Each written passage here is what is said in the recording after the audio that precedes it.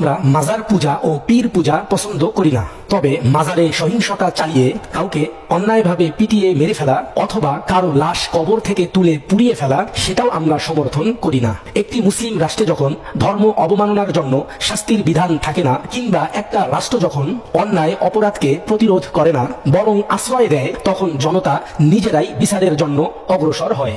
এটা রাষ্ট্রের ব্যর্থতা। কুষ্টিয়ার দৌলতপুরে কোরআন অবমাননাকারী একজন ভণ্ড পীরকে তৌহিদি জনতা পিটিয়ে মেরে ফেলছে। একজন মানুষকে এইভাবে পিটিয়ে হত্যা করে ফেলা ভয়ঙ্কর পাপ ও অপরাধ। ইসলামের দৃষ্টিতে বিচারহীনতার সংস্কৃতি বা নিজের হাতে আইন তুলে নেওয়ার কোনো স্থান নেই। আল্লাহ তাআলা পবিত্র কোরআনে ন্যায় বিচার প্রতিষ্ঠার নির্দেশ দিয়েছে। কোনো ব্যক্তি অপরাধ করলেও তাকে শাস্তি দেওয়ার দায়িত্ব রাষ্ট্রের এবং বিচার ব্যবস্থার।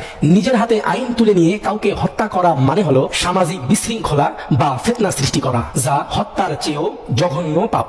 নবী করিম সাল্লাল্লাহু আলাইহি ওয়াসাল্লাম বিদায় হজে বলেছেন, কোনো মুসলিম তো দূরের কথা, ইসলামের বিধান অনুযায়ী কোনো অমুসলিম বা কাফেরকেও বিনা বিচারে বা অন্যায়ভাবে হত্যা করার অধিকার কারো নেই। নবী করিম সাল্লাল্লাহু আলাইহি ওয়াসাল্লাম আরো বলেন, কোনো ব্যক্তি যদি অন্যায়ভাবে কোনো অমুসলিমকেও হত্যা করে, সে জান্নাতের সুগ্রাণও পাবে না। পৃথিবীতে শান্তি শৃঙ্খলা বজায় রাখার জন্য আল্লাহ মানুষকে বিচার ব্যবস্থার মাধ্যমে বিচার করার নির্দেশ দিয়েছে, যাতে অপরাধীরা তাদের কৃতকর্মের ফল ভোগ করে আর অন্যরা সতর্ক হয়। কুমিল্লায় সেই তথাকথিত ভণ্ড পীর যদি ধর্ম অবমাননা করেই থাকে, তাহলে তার দেশের প্রচলিত আইন অনুযায়ী বিচার হবে। কিন্তু এভাবে তাকে পিটিয়ে হত্যা করে আল্লাহ ও রাসূলের বিধান অমান্য করে নিজেকে ধার্মিক দেখাতে হবে কেন? যারা অন্যায়ভাবে মানুষকে হত্যা করে, তারা যদি দুনিয়ার বিচার থেকে বেঁচেও যায়, আল্লাহর আদালত থেকে তাদের নিস্তার নেই।